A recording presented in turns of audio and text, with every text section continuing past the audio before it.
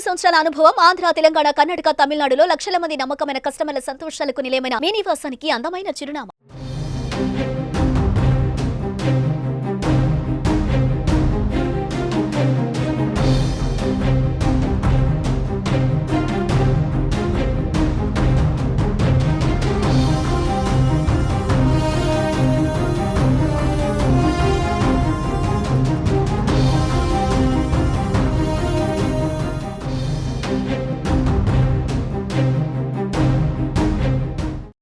టాలీవుడ్లో తీవ్ర విషాదం నెలకొంది. ప్రముఖ నటుడు కోటా శ్రీనివాసరావు కన్నుమూశారు. గత కొంతకాలంగా అనారోగ్యంతో బాధపడుతున్న ఆయన జూలై 13న తెల్లవారుజామున 4 గంటలకు ఆయన ఫిలిం నగర్లోని తన నివాసంలో తుది శ్వాస విడిచారు. ఆయన వయస్సు 83 సంవత్సరాలు. గత 4 దశాబ్దాల సినీ ప్రయాణంలో ఎన్నో విలక్షణ పాత్రలను పోషించారు కోటా శ్రీనివాసరావు. 750కి పైగా చిత్రాల్లో నటించారు.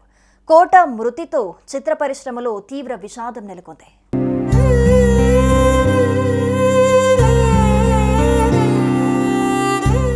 కోటా శ్రీనివాసరావు కృష్ణా జిల్లా కంకిపాడులో 1942 జూలై 10న జన్మించారు. 1978లో ప్రాణం ఖరీదు చిత్రంతో సినీ రంగ ప్రవేశం చేశారు. తెలుగుతో పాటు తమిళం, హిందీ, కన్నడ, మలయాళ భాషల్లో నటించారు. ఆయన తండ్రి సీతారామాంజనేయులు డాక్టర్. చిన్నప్పటి నుంచి తండ్రిని చూస్తూ పెరిగిన కోటాకి తను కూడా డాక్టర్ కావాలనుకున్నాడు. అయితే చదువుకుంటున్న రోజుల్లో నాటకాలు వేస్తూ ఉండటంతో కోటా శ్రీనివాసరావు మనసు నటన వైపు మళ్లింది.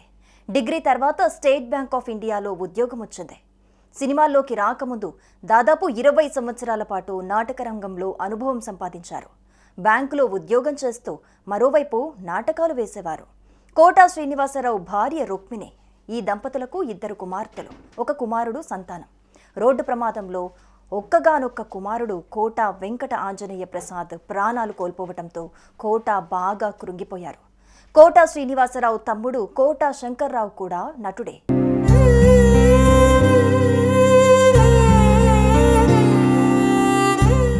1978లో మెగాస్టార్ చిరంజీవి తొలి చిత్రం ప్రాణం ఖరీదులో ఓ చిన్న పాత్రలో కోటా శ్రీనివాసరావు నటించారు.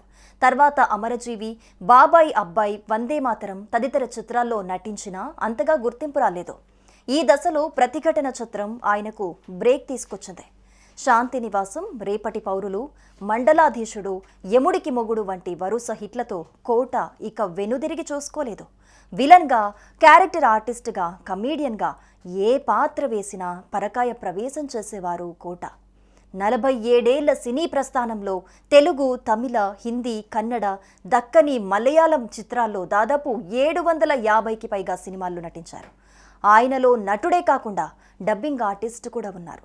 తమిళ నటులు గౌండమణి, మణివన్నన్లకు తెలుగులో ఆయన గాత్రదానం చేశారు. ఇక కోటా శ్రీనివాసరావు మంచి సింగర్ కూడా. అక్కినేని అఖిల్ నటించిన సిసింద్రిలో, ఓరినాయనో, గబ్బర్ సింగ్లో మందుబాబులం మేము మందుబాబులం పాటలు మాస్ను ఒక ఊపు ఊపాయి.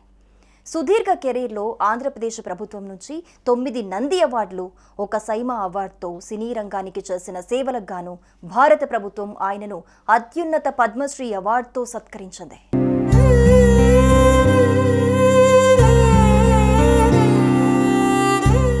వృద్ధాప్య సమస్యల కారణంగా ఇటీవల కాలంలో సినిమాలకు దూరంగా ఉంటున్నారు. కొంతకాలం భారతీయ జనతా పార్టీలో పనిచేసిన కోటా శ్రీనివాసరావు 1999లో విజయవాడ తూర్పు నియోజకవర్గం నుంచి ఎమ్మెల్యేగా గెలుపొందారు. నడవలేని స్థితిలో ఉన్నా కూడా 2 ఏళ్ల ముందు వరకు పలు చిత్రాల్లో నటించారు. 2023లో వచ్చిన సువర్ణ సుందరి ఆయన చివరి చిత్రం. సినీ రంగానికి చేసిన సేవలకు గాను కేంద్ర ప్రభుత్వం ఆయనకు 2015లో పద్మశ్రీ పురస్కారం అందజేసింది. ప్రతిఘటన, గాయం, తీర్పు, లిటిల్ సోల్జర్స్, గణేష్, చిన్న, ఆ నలుగురు, పెళ్లైన కొత్తలో చిత్రాలకు గాను నంది అవార్డులు అందుకున్నారు కోటా శ్రీనివాసరావు. గత నెలలో సినీ నిర్మాత, నటుడు బండ్ల గణేష్ కోటా శ్రీనివాసును మర్యాదపూర్వకంగా కలిశారు. ఈ సందర్భంగా తీసిన ఫోటోలు సోషల్ మీడియాలో వైరల్ అయ్యాయి. కొంతకాలంగా బయట కనిపించని ఆయన ఆ ఫోటోల్లో బక్కచిక్కిపోయి గుర్తుపట్టలేనంతగా మారిపోయారు. ఆయన 2 కాళ్ళు నల్లగా కనిపించడంతో పాటు ఓ కాలికి వేళ్లు తీసేసినట్లు కనిపించింది. దీంతో కోటకి ఏమైందోనని సినీ ప్రియులు ఆందోళన వ్యక్తం చేశారు. ఆయన తీవ్ర అనారోగ్యంతో చావు బతుకుల్లో ఉన్నారంటూ వచ్చిన వార్తల్ని అప్పుడు కోటా శ్రీనివాసరావు ఖండించారు. తాను ఆరోగ్యంగానే ఉన్నానని, కాళ్ల నొప్పులు సాధారణ వృద్ధాప్య సమస్యలు తప్ప తనకెలాంటి అనారోగ్య సమస్యలు లేవని తెలిపారు. ఈ ఘటన జరిగిన నెల రోజులకే ఆయన ఈ లోకాన్ని విడిచి వెళ్లటం అందరినీ కలిచివేస్తోంది. కోటా శ్రీనివాసరావు ఆత్మకి శాంతి కలగాలని ఆయన అభిమానులు, సినీ పెద్దలు, నెటిజన్లు పోస్టులు పెడుతున్నారు.